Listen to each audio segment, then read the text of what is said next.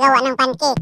Subukan niyo panoorin. Pagkatapos niyong manood, sigurado makagawa na kayo mga kabikir. Ito ang ating mga ingredients. Meron akong 100 grams or 1/2 cup kalabasa pinalambot. Pinakuluan ko ito mga kabikir.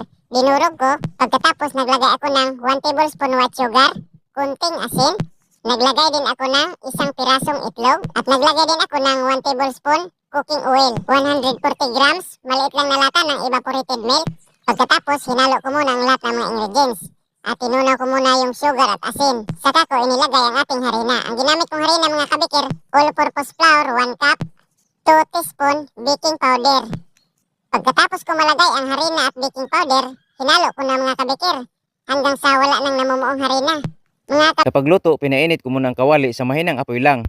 Ang ginawa kong sukatan, 1/4 cup lang. Pero depende sa inyo mga kabikir kung ano ang gawin yung sukatan.